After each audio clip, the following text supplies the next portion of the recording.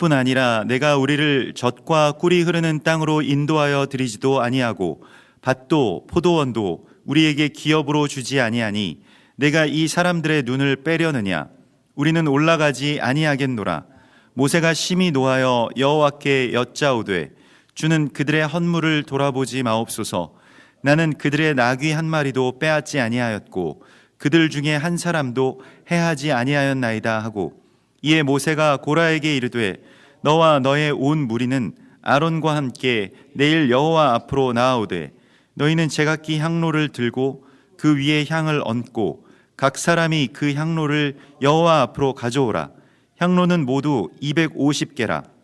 너와 아론도 각각 향로를 가지고 올지니라. 그들이 제각기 향로를 가져다가 불을 담고 향을 그 위에 얹고 모세와 아론과 더불어 회막문에 서니라. 고라가 온 회중을 회막문에 모아두고 그 두 사람을 대적하려 하매 여호와의 영광이 온 회중에게 나타나시니라. 아멘. 우리가 이 고라 당의 반역 사건을 통해서 하나님께서는 우리가 하나님을 하나님으로 섬긴다라고 하는 것이 무엇인지를 좀 더 깨닫고, 또 주님 앞으로 정말로 겸손하게 그리스도 예수와를 머리로 삼고 또 그 머리에 다 연결되어서 연합된 한 지체로서의 삶을 우리에게 가르치시고 있습니다. 그래서 사실은 우리가 어떤 권위나 아니면 상황에 대해서 부당하게 느끼고 또 이 반감을 갖고 또 어떤 반역의 어떤 영에 휩싸인다라고 하는 것은 그 결과적으로 보면 그것이 이제 우리 스스로에게 이 좋지 못한 어떤 그러한 이 열매들로 나타나는 것을 우리가 보게 됩니다. 그런데 오늘 이제 이 고라당에서 이런 말을 하죠. 이제 광야에 우리가 40년 동안 머물러야 되는 것이 너무나도 부당하다. 그래서 우리를 네가 젖과 꿀이 흐르는 땅으로 인도하지도 않고 또 밭도 포도원도 우리에게 기업으로 주지 않는다. 그것이 얼마나 부당하냐. 그래서 이 남은 광야의 40년이 너무 부당하게 생각이 되는 것이죠. 소유도 없고 또 쉼도 없는 그 삶에 대한 어떤 이 불만, 그것은 뭐 우리의 삶에 있어서도 가장 불만족스러운 요인 가운데 하나일 것입니다. 우리가 뭐 소유가 많다라고 한다면 뭐 그거 가지고 그것이 우리 하나님이 되어서 살아갈 수 있을 것 같고, 또 때로는 그냥 뭐 별 큰 걱정 없이 뭐 돈 걱정도 안 하고 또 건강 걱정도 안 하고 자식 걱정도 안 하면 이제 좀 편안하게 살 수 있을 것 같다라고 생각하는데, 그것도 우리의 삶에 있어서 잘 주어지지 않죠. 언젠가는 그렇게 되겠지 하면서 지금까지 살아온 그 세월들이 벌써 수십 년이 되고, 또 그러면서 이스라엘 백성들에게 있어서는 언제까지 이렇게 살아야 되느냐라고 하는 이 불만족이 이제 결과적으로는 이 고라당이라고 하는 이 반역으로 이렇게 터져 나오게 된 것이죠. 그래서 네가 사람들의 눈을 빼려느냐 이렇게 말을 하는데요. 우리는 눈이 없냐 이런 말입니다. 그러니까 우리도 다 보고 있다. 우리도 다 보고 판단할 수 있는 그러한 사람들이다라고 하는 것이죠. 그 자아가 이렇게 이 올라오고, 그리고 자아의 판단들이 이렇게 올라오는 그런 시기가 있습니다. 사실 세상은 이걸 우리 가운데 굉장히 부추기죠. 이게 굉장히 이율배반적인 것인데, 세상이 계속해서 자기 생각을 갖고 자기 판단을 가지고 살아가는 것을 뭐 건강한 어떤 시민의 그런 삶이라고 이렇게 가르치고, 또 그래서 오늘날에도 어떤 교육이라고 하는 것의 방향이 사람이 자기 생각을 가질 수 있게 하는 것을 그 교육의 방향으로 이렇게 삼곤 하는데, 물론 뭐 그게 자기 생각을 갖는다라고 하는 것이 정말로 온전한 어떤 그 하나님 안에서의 어떤 그런 그 관계까지 좀 갈 수 있으면 참 좋겠습니다만은, 그 하나님 나라의 백성이 되고 또 거룩한 그리스도 예수와의 어떤 이 몸의 지체를 이룬다라고 하는 것은 자기 생각을 결과적으로는 이제 버려야 되잖아요. 그러니까 이 머리이신 예수 그리스도를 내가 받아들일 수 있을 때까지 나아가야 되는데, 그렇게 되기 위해서 얼마나 많이 단련돼야 되고, 또 그렇게 되기 위해서 내 생각보다 이 나를 이렇게 민머리로 이렇게 아주 냉정한, 그러니까 이게 그 얼음 같은, 그러니까 아주 차가운 돌이라고 하는 뜻이잖아요. 이 고라라고 하는 그 말이.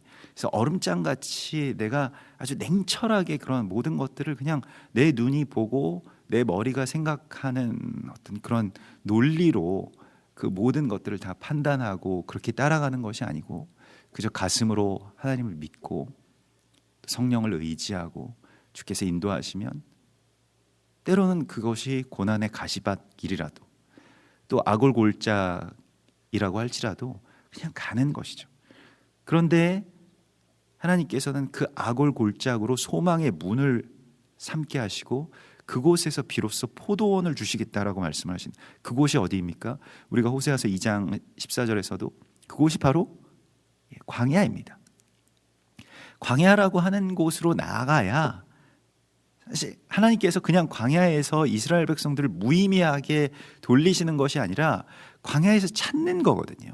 하나님의 나라를, 하나님의 나라의 그 가치를, 그리고 내가 하나님을 머리로 모시고 그리스도 예수와를 머리로 모시고 함께 이 지체를 이루면서 살아가는 것에 대한 그 놀라운 자유와 기쁨을 우리가 그곳에서 찾아야 가나안 땅에 들어가서 하나님의 나라를 살아갈 수 있기 때문에 그렇습니다. 가나안 땅에 공간적으로 그곳에 옮겨져서 이렇게 상황이 우리가 그렇게 되면 아무 걱정 없이 그냥 뭐 풍족한 어떤 물질로 그렇게 살아가게 되면 하나님의 나라를 살아갈 수 있을까요? 하나님의 나라를 살아가는 방식은 그 환경에서부터 이렇게 이 주어지는 것이 아니고, 우리가 광야에서 먼저 그것을 배우고 그 땅에 들어가서 그 삶을 살아야 되는 것입니다. 그러하기 때문에 이스라엘 백성들 괜히 무의미하게 광야에서 돌린 것이 아니죠. 그래서 광야의 가치를 깨달아야 되는 것이죠. 광야의 가치는 하나님과 나와의 관계가 가장 최우선적인 것이고, 그리고 그 안에서 말씀으로 살아가는 것, 그리고 그 말씀을 따르면서 지키면서 행하면서 살아가는 그 말씀이 양식이 되고, 또 그 신약적인 표현으로는 말씀이 육신이 되는 그 삶의 가치를 발견하는 것, 그것이 광야의 삶의 어떤 핵심입니다. 그래서 이스라엘 백성들이 광야의 삶을 나중에 회고할 때, 지금도 그렇게 이야기를 하는데, 광야는 하나님과의 허니문 장소였다라고 그렇게 말을 하죠. 스데반 집사는 광야 학교라고 말하고 있습니다. 우리가 광야에서 그렇게 자라고 광야 학교에서 우리를 기르셨다라고 말씀을 하시고 있죠.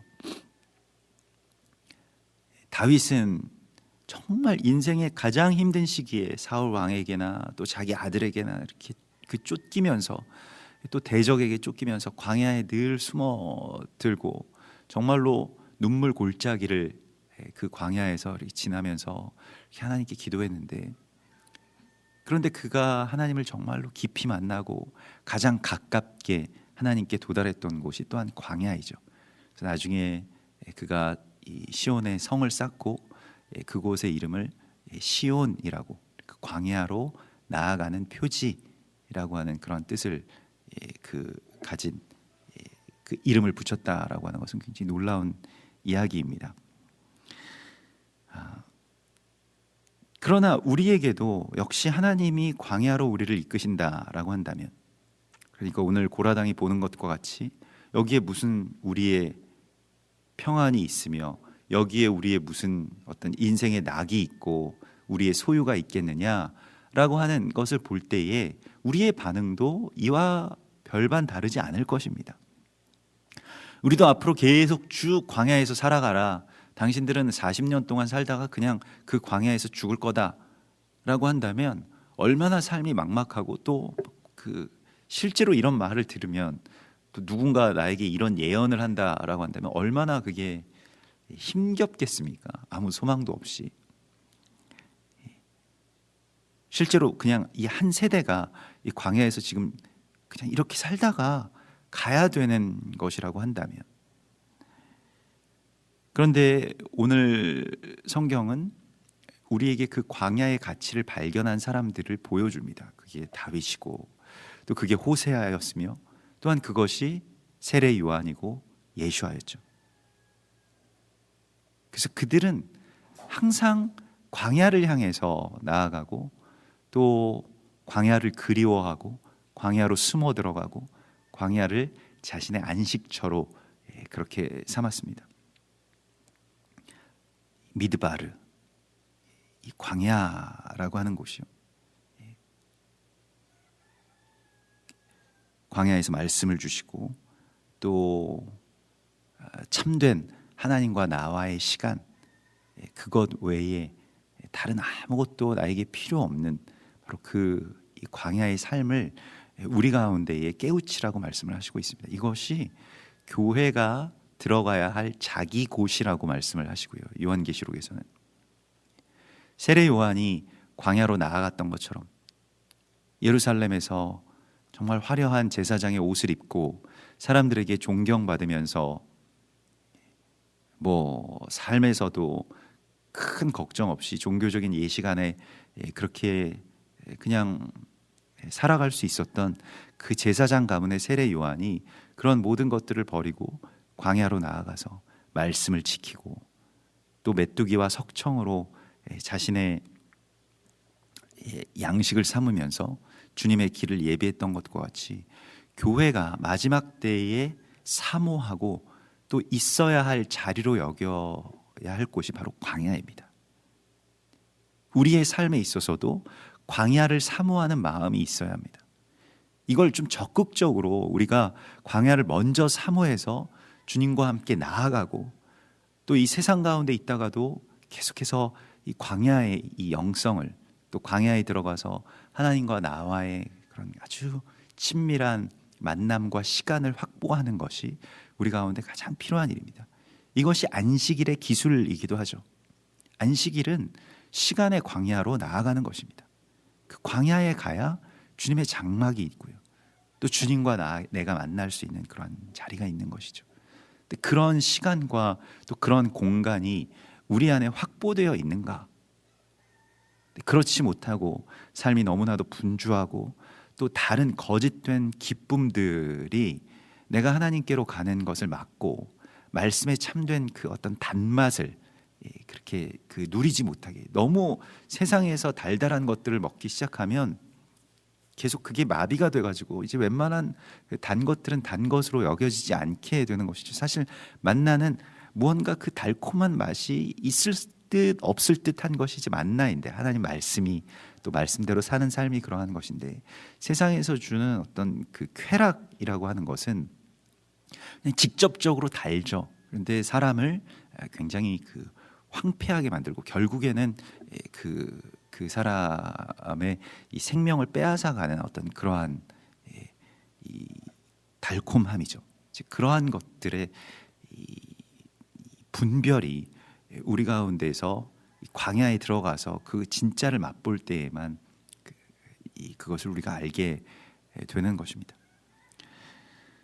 그래서 광야의 가치를 깨닫게 되는 것이 사실은 이 고라당의 반역 사건 가운데서 하나님께서 우리 가운데 주시는 하나의 어떤 지혜입니다.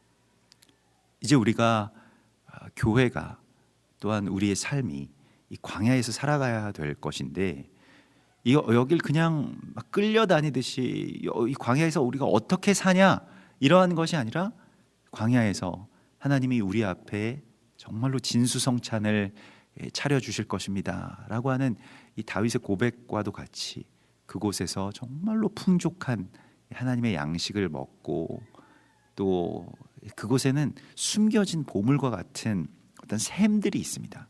광야가 사막과 다른 점은 광야는 사람과 짐승이 살아갈 수 있다는 것입니다. 그곳에 샘이 있어요.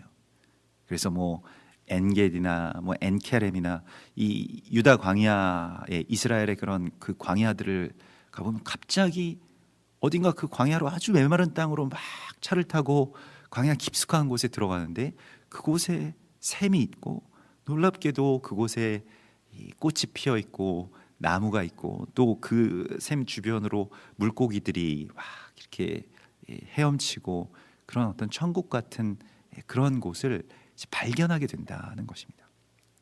거기서 누리고 또 다시 광야에서 광야의 그 바람 가운데서 말씀하시는 그 주님을 또한 만나게 되는 것이죠.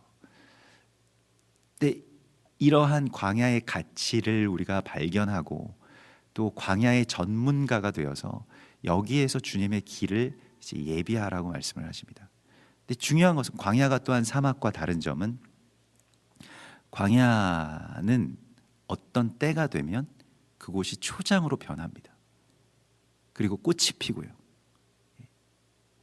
그래서 이스라엘에서도 그 하늘에서부터 떨어지는 그 이 물, 하늘에서부터 내려오는 이 마임 하임이 내려오게 되는 그 우기가 되면 그것이 뭐 한 그 1, 2월 정도 경에 이 광야에 나아가 보면 여기가 예전에 우리가 왔던 그 허옇던 그러한 이 모래 땅이 맞나 싶을 정도로 아주 초장으로 변하고 뭐 각종 꽃들이 그렇게 만발하고 정말로 그 사막에 꽃이 피어나리라라고 하는 그 찬송의 어떤 실체가 바로 이런 것이구나라고 하는 것을 보게 됩니다. 정말 기적적으로 그곳이 완전히 좀 드라마틱하게 변하게 되죠. 그러니까 우리가 광야에 살지만 광야가 바뀌는 거예요. 광야가 하나님의 나라로, 광야가 초장으로 바뀌는 그 역사가 일어나게 됩니다. 이것에 대한 소망을 품으면서 광야 자기 곳에서 그래야만 뱀의 낯을 적그리스도의 그 영향권 아래에서 빠져나올 수가 있게 되는 것이죠. 그래서 우리의 삶도 자꾸 광야로 가기를 힘써야 합니다. 우리가 이 세상 가운데서 발을 붙이면서 살아갑니다마는 그러나 광야의 가치를 늘 사모하고 또 그곳을 찾아가는 그러한 삶을 살아간다라고 한다면 우리의 삶 가운데서 그렇게 뭐 크게 막 불만족스러운 이야기들이 있지 않겠죠. 그래서 이러한 그 불만 가운데서 터져 나온 고라당의 반역 사건에 대해서 오늘 15절에 보면 모세가 심히 노하여 이렇게 되어 있습니다. 화가 날 만도 하고 정말로 이것은 막 그 노하여라고 하는 이 말은 막 얼굴이 붉어지다라고 하는 그런 뜻입니다. 아주 그냥 막 울그락불그락한다라고 하는 것처럼 막 분이 막 솟구쳤는데 모세에게도. 그런데 우리가 이렇게 노하게 되면 어떻게 우리가 할까요?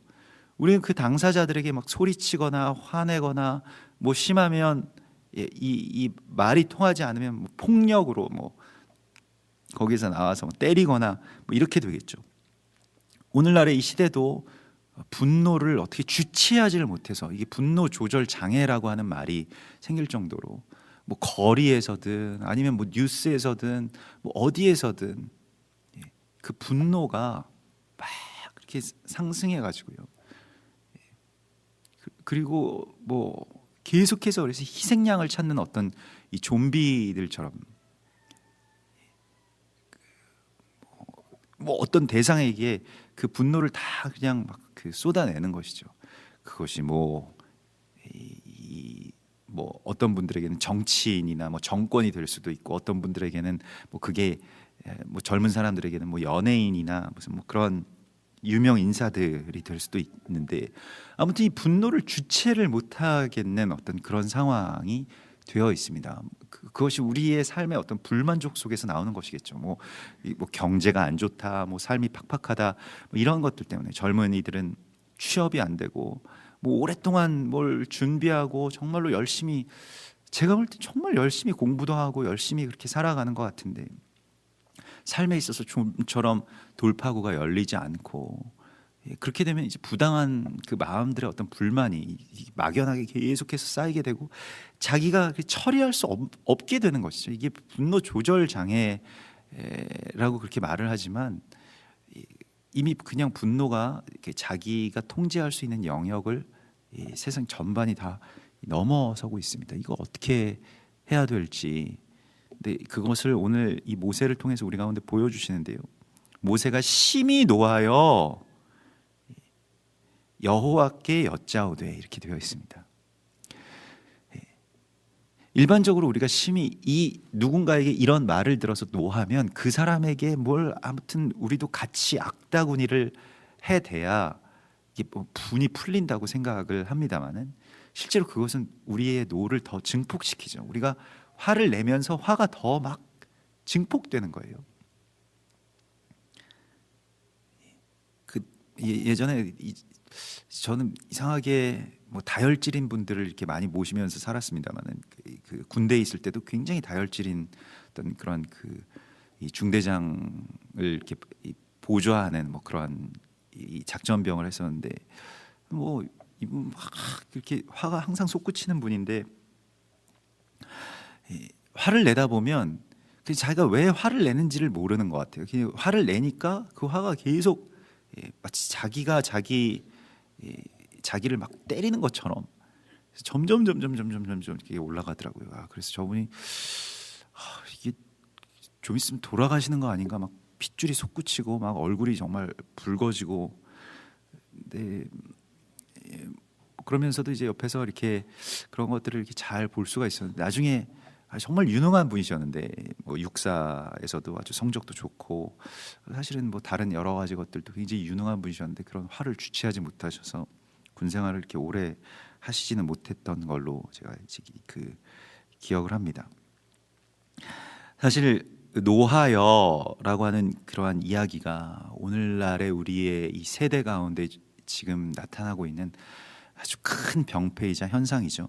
근데 이것에 대해서 모세가 여호와께 여짜오되라고 되어 있습니다. 하나님의 사람들은요, 이 노를 다루는 방법을 압니다.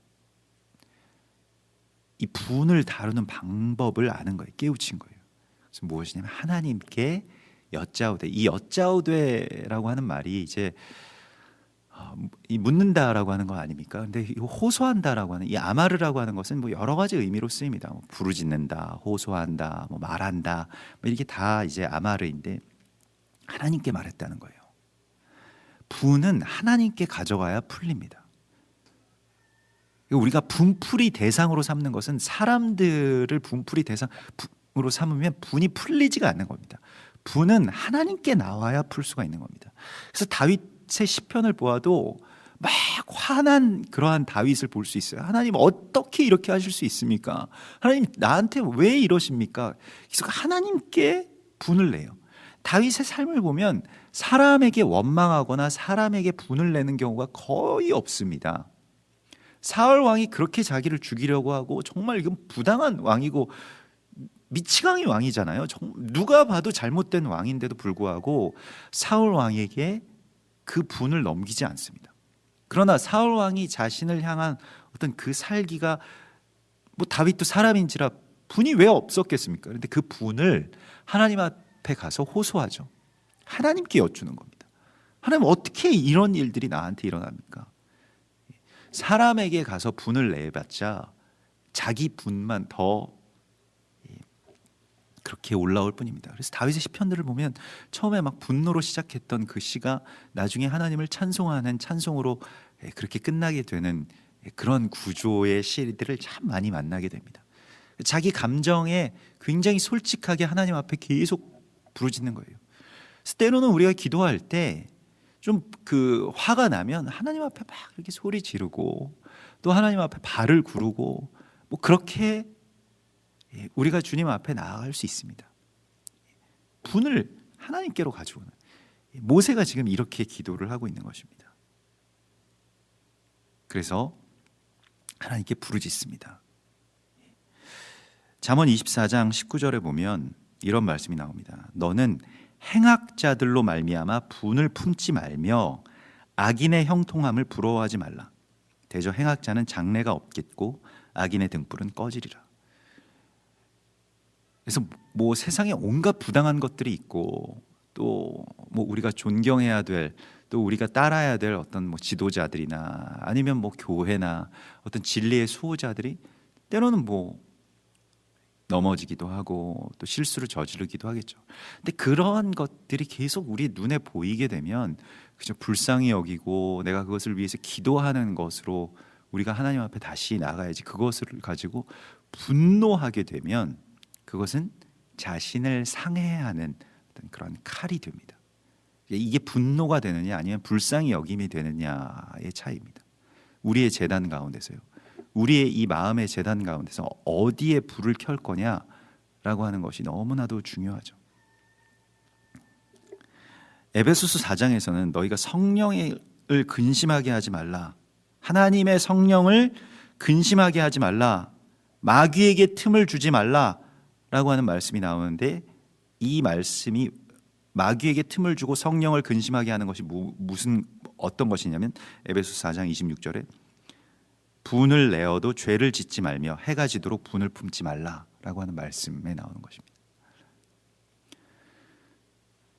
우리가 분이 없을 수가 없죠. 지금 모세도 좀 분노할 만한 상황이기 때문에 분노합니다만은 그 분노를 가지고 그 분을 내어도 죄를 지어서는 안 된다. 누구를 저주하거나 미워하거나 악평하거나 판단하거나, 그냥 이걸 가지고 하나님 앞에 나아가고요. 해가 지도록 그 분을 품고 있지 말라. 분이라고 하는 것은 품으면 계속해서 자라게 되어 있습니다. 그걸 해결해야 됩니다. 그러니까 내가 분노한다라고 하는 것은 그냥 내가 참자, 이러한 것이 분을 품는 것이 되는데, 그게 참는 것이, 그래서 우리가 다 화병이 있다고 하진, 때로는 뭐 이게 화가 내 안에서 계속 내가 참아야만 되는, 능력이 없으니까 참는 겁니다. 그렇잖아요. 그 분을 가라앉힐 수 있는 어떤 해결이 없을 때 그냥 참는 건데, 성경이 우리에게 분을 참으라고 말씀을 하지 않고 분을 품고 있지 말라고 말씀을 하십니다. 이건 우리가 그냥 우리 뭐 동양적인 어떤 생각에서 그냥 분을 그냥 참으면 그냥 언젠가는 없어진다. 사실 그것도 뭐 때로는 효과적일 수 있겠습니다만은, 분을 가지고 하나님께 나와서 하나님 앞에서 그걸 털어놓고 풀으라고 말씀하십니다. 내 안에 이렇게 분노가 있으면, 주님 저한테 이런 분노가 있습니다. 저는 이것 때문에 너무 화가 납니다. 그런데 이것을 주님께만 말씀드립니다. 이걸요, 분이라고 하는 것을요, 사람과 나누기 시작하면 결과적으로는 모든 사람들에게 내 분으로 그 사람들을 막 찌르고, 그리고 결과적으로는 나를 막 칼로 정말로 상해하는 것과 같은 그러한 이야기가 됩니다. 분노로 너덜너덜해진 분들을 보게 되는데 참 이제 안타깝죠. 그래서 그런 모든 그 분노할 만한 그런 일들이 있으시더라도 사실 우리가 그런 것 아닙니까? 이 8가지, 이 10가지 안 좋은 일들이 있어도 2가지 좋은 소망과 기쁨 때문에 이제 그것으로 소망을 품고 그것만 바라보고 거기서 열매를 취하는 것이 이 정탐꾼의 이야기에서 우리가 배운 지혜 아닙니까? 우리의 삶 가운데도 사실 그런 것입니다. 안 좋은 게 열이겠죠. 불만족스러운 게 열이 되겠습니다. 그런데 좋은 게 2가지가 있잖아요. 그걸 보는 것이죠. 제가 보기에도 우리 집사님은 참 지금 너무 기뻐하실 만한 일이 있는데 그게 안 보이는 거예요. 너무 불만족스러운 것들이 많이 그냥 자신을 지배하고 있어서, 이게 얼마나 불행한 일입니까? 사실 세상을 살아가는 데 있어서도 우리가 꼭 좋은 일만 있겠습니까? 좋은 일이 그렇게 많지는 않을 겁니다. 그러나 그 한 가지, 그 소망, 그 작은 것, 그 작은 포도송이 열매를 바라보면서 정말로 큰 기쁨으로 내가 받아들이고, 오늘 이곳에 하나님의 말씀과 또 하나님의 이야기가 그렇게 들어가 있고요. 사실 우리가 생각해야 될 것은 그것이죠. 그래서 예전에는 그런 어떤 불만족스러운 것들이 나를 지배했다면, 이제는 감사한 것들 때문에 문득문득 잠에서 깨 일어나서도 하나님 너무 고맙습니다, 너무 좋습니다 라고 하는 이 어떤 고백이 사실 분노를 몰아내게 되는 것이 좋은 것으로 그 나쁜 것을 몰아내는 것이지 분노 자체의 이유가 사라지거나 그러한 것은 아닙니다. 항상 있는 것이죠. 뭐 언제 한번 우리가 모든 것들이 다 만족한다라고 해왔던 적이 있었던가요? 뭐 정치도 그렇고, 뭐 연예인들의 삶도 그렇고요. 뭐 세상의 모든 정세들도 그렇고, 그것이 우리에게 뭐 그렇게 크게 만족을 줄 수 있는 대상이 되겠습니까? 그래서 이 에베소서에서 다시 그것을 조금 더 면밀하게 보면 에베소서 4장 24절에서 하나님을 따라 의와 진리의 거룩함으로 지으심을 받은 새 사람을 입으라. 의와 진리의 거룩함을 받은 새 사람이 무엇입니까? 거짓을 버리고 각각 그 이웃과 더불어 참된 것을 말하라. 이웃에게 참된 것을 말하는 것은요, 이웃에게 그 진리와 용서와 소망을 선포하는 자들을 말합니다. 그래서 너희 중에 누가 범죄함이 드러나거든 이라고 하는 그 마태복음 5장의 그 말씀 속에서도 두세 사람이 모여서 그를 찾아가서 권면하고 또 듣지 않으면 기도하고 계속해서 소망을 품고 그를 품으라고 말씀하시죠. 이것이 두세 사람이 모인 곳에 나도 반드시 너희와 함께 있느니라 라고 하는 말씀이고요. 너희가 서로 지체이기 때문에 누가 잘못했으면 그것이 나에게, 내가 그것을 짊어지고 내가 그것을 삼키고 주님 앞에 나아가야 되는 것이고, 때로는 나의 지체이기 때문에, 나의 아비이기 때문에, 또 내가 존경하고 따라야 될 분들이기 때문에 내가 그것을 정말로 이 샘처럼, 노아의 아들인 샘처럼 뒷걸음질쳐 들어가서 그 치부를 덮어주는 것이 우리에게 있어서 복을 받는 어떤 통로가 됩니다. 근데 그걸 치부를 다 드러내고 거리에다가 세워서 비방하고 조롱하고, 그것이 지금 이 세대의 어떤 원죄와 같이 깔려 있기 때문에 이것이 그 가나안의 저주로 이어지게 되죠. 그러하기 때문에 그 반대로 우리는 이것을 덮어주고 주님 앞에 기도하고요.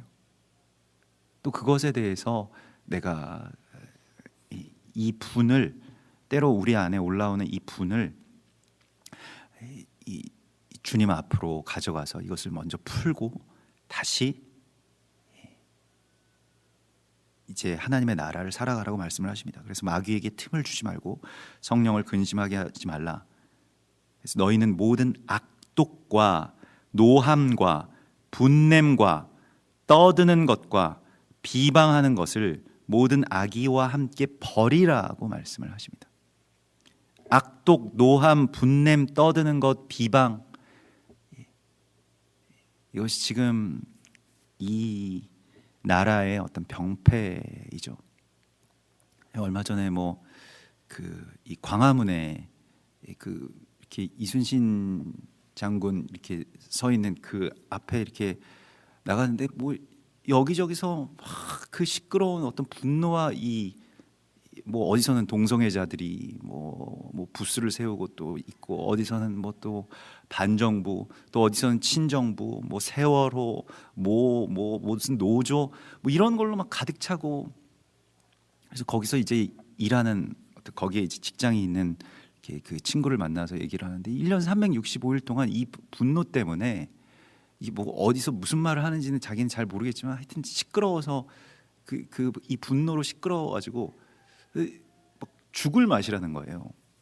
그래서 정말 봤더니 사람이 이렇게 팍 늙었더라고요. 그래서 야, 여기서 좀 빠져나와라. 이게 아무리 좋은 직장이라도 이게 뭐 광화문에서 일한다라고 하는 것이 뭐 한국의 뭐 중심지에서 일하는 거라도 사람이 이렇게 많이 상하겠다, 그런 말을 이렇게 했는데, 사실은 우리가 분을 품어도 불쌍히 여기고 또 서로 용서하기를 하나님이 그리스도 안에서 너희를 용서하심 같이 하라라고 말씀하신, 뭐 여기까지 도달할 수 있으면 우리가 뭐 사실 분을 품지도 않겠지만요. 그러나 우리 안에 성령이 근심하게 되는 것이 분을 품고 있으면 성령의 자리를 분이 대신하기 때문에 그렇습니다. 그래서 그걸 밤새도록 품지 말라고 말씀을 하시고요. 능력 없는 사람들만 분을 품게 되어 있습니다. 그래서 우리는 하나님의 능력이 있기 때문에요. 하나님께 기도하고 불쌍히 여기고, 저는 여기서 그것을 위해서 기도할 것입니다라고 하는 예배의 대상, 기도의 대상으로 이것을 바꾸어야죠.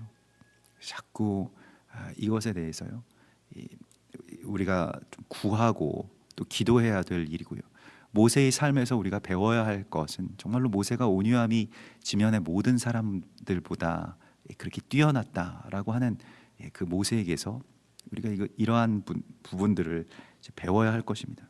사실 뭐 자녀들을 기를 때에도 그 화난 일들이 또 많이 있을 때에도 이제 주님 앞에 이렇게 엎드려서 기도한다라고 하는 이 단순한 어떤 방법이 굉장히 크게 우리 가운데에 어떤 하나님의 지혜로 이 성경 가운데서 부어지고 있습니다. 그래서 여호와여 주는 그들의 헌물을 돌아보지 마옵소서. 여기서 헌물이라고 하는 이 민하라고 하는데 이것은 보통 소재의 봉헌물을 드릴 때 민하라고 하죠. 그런데 이게 그 하나님께 드리는 어떤 삶의 열매를 말합니다. 그런데 지금 모세가 이걸 헌물이라고 이야기를 하고 있어요. 그러니까 민하라고 이야기를 하고 있습니다. 이게 뭐냐면 나의 어떤 소득, 내가 오랫동안 일구고 자라게 했던 것의 어떤 열매거든요. 물론 뭐 그 이들이 이 분향단 이 분향의 향로를 가지고 나올 것에 대한 어떤 기도일 수도 있겠습니다만, 지금 이 민하라고 하는 것은 삶에 있어서 우리가 이 삶의 소득을 다 갈아서 그걸 그 하나님 앞으로 가지고 나올 때 이 민하라고 하는데, 이 소재의 예물이 지금 이 사람들의 어떤 감정, 불만, 반역 이런 것들이 민하가 됩니다. 그러니까 이들의 어떤 예배의 곡물, 이 예배의 봉헌물이라고 하는 것이죠. 이것을 돌아보지 마옵소서라고 그렇게 말하고 있습니다. 그래서 그 모세가 이렇게 말하죠. 저는 그들의 나귀 한 마리도 빼앗지 아니하였고 그들 중에 한 사람도 해하지 아니하였나이다. 모세의 고백은요, 지금 이 백성들과 또 고라당 이 지휘관들인데 그 지휘관들 위에서 자기가 통치하거나 군림한 적이 없습니다라고 하는 그런 고백을 하고 있습니다. 사실은 그렇게 돼야 우리가 누구를 통제하고 통치하고 내가 당신 위에 있다라고 하는 생각이 드는 순간부터 분노할 일이 굉장히 많아집니다. 사실 그것이 분노의 원인이기도 합니다. 내가 마땅히 받아야 될 것을 받지 못한다. 근데 낮은 곳으로 내려가면 분노할 일이 점점 없어지게 되죠. 그래서 제가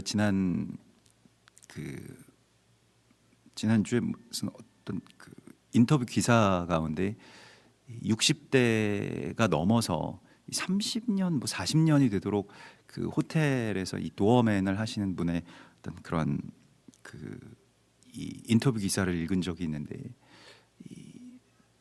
정말로 뭐 돈 많은 사람들, 고관 대작들, 뭐 화가 나서 막 이렇게 들어오는 사람들을 자신이 이렇게 전담 마크하는 어떤 그러한 사람인데, 그 화를 받아내는 어떤 그런 역할들을 지금까지 해왔는데, 자기는 그렇게 욕을 먹어도 화가 나질 않는다는 거예요. 그래서 나중에 그 기자가 그런 비결들을 이렇게 쭉 이렇게 물어보다가 나중에 세상에서 가장 높은 사람이 이렇게 이 호텔에서 문을 열어주는 바로 이분이었다라고 하는 것을, 가장 자유롭고 누구에게도 화내지 않을 수 있는 그런 가장 이 높은 사람이 바로 이분이라고 하는 걸 알게 됐다라고 하는 그런 글을 써서 많이 공감이 됐습니다만은, 우리가 이 노를 주님 앞에 가지고 나아가고, 그리고 이 노의 열매, 이 분노의 열매를 하나님 앞에 이 어떤 이 봉헌물로 가지고 가는 것에 대해서 오늘 모세는 이것을 돌아보지 마옵소서, 이것을 연락하지 마소서라고 그렇게 말씀을 하고 있습니다. 그래서 이제 다시 우리가 하나님께 이것을 판정을 맡기자. 이런 모든 일들이 있을 때 하나님이 판단하시도록 하자라고 해서 고라에게 이르되 너희 온 무리는 아론과 함께 내일 여호와 앞에 나오라. 그래서 향로를 가져오고 그 향로를 가지고 올라오라라고 말을 하죠. 향로라고 하는 것은 우리가 어제 나누었던 것대로 향로라고 하는 것은 이제 그 기도를 말하기도 하고요. 또한 여기서 향로라고 하는 그 단어의 뜻을 찾아보니까요, 마흐타라고 해서 이것은 무언가를 제거하다, 소멸하다라고 하는 그런 뜻입니다.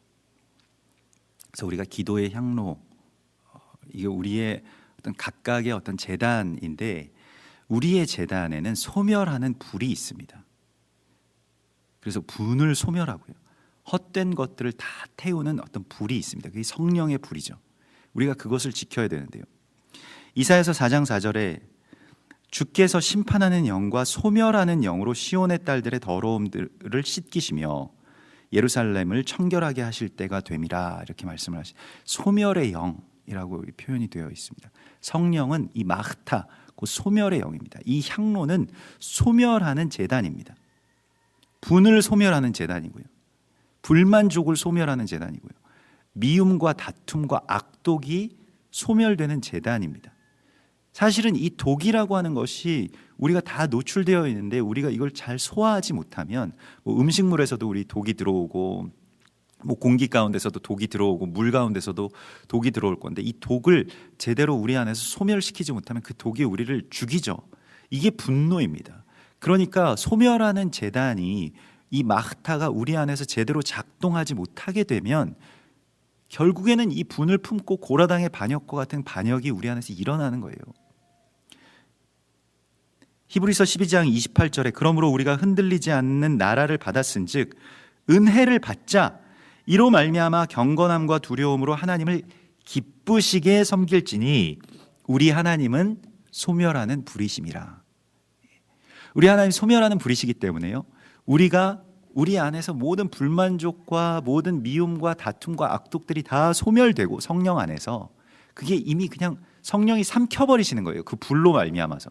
그리고 어떻게 됩니까? 하나님을 이제 우리는 기쁘게 예배할 수 있게 되는 것입니다.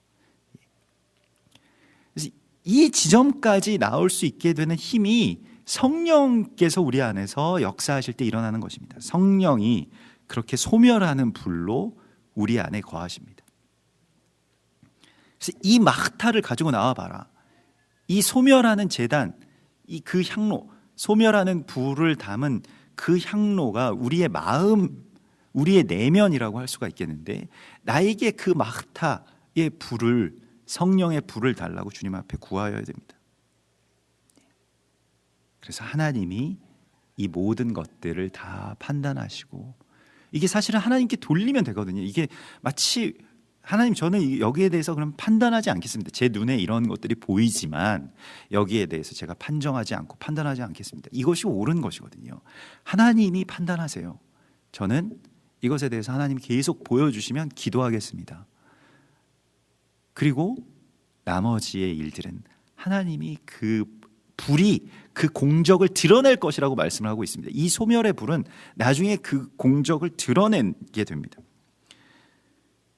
그래서 고린도전서 3장 11절에 각 사람의 공적이 불로 나타내고 그 불이 각 사람의 공적이 어떠한 것을 시험할 것이라 라고 말씀을 하고 있습니다. 그래서 내 안에서 이 소멸하는 불이 작동하고 있는가, 분노가 만일 내 안에서 잔재로 남아서 넘어온다라고 한다면 우리가 성령을 근심하게 되고 이 분이 우리를 지배하고 있다라고 하는 것이죠. 그래서 성령이 내 안에서 소멸하는 불로 역사해 주세요 라고 우리가 그렇게 기도합시다. 그러면 성령께서 우리의 분을 당신의 불로 소멸시켜 주십니다. 그리고 성령의 충만함을 받고 또 서로 자신의 지체로서 지혜롭게 대하고 또 친절하게 대하며 원망하지 않고 비방하지 않아도 되는 그 삶, 그 자유자의 삶으로 하나님께서는 우리를 이끌어 주시겠다고 약속하십니다. 우리 같이 기도하겠습니다. 하늘에 계신 우리 아버지시여, 이름이 거룩히 여김을 받으시오며 나라의 임하옵시며 뜻이 하늘에서 이룬 것 같이 땅에서도 이루어지이다. 오늘날 우리에게 일용할 양식을 주옵시고 우리가 우리에게 죄 지은 자를 사해 준 것 같이 우리 죄를 사하여 주옵시고 우리를 시험에 들게 하지 마옵시며 다만 악에서 구하옵소서. 대개 나라와 권세와 영광이 아버지께 영원히 있사옵나이다.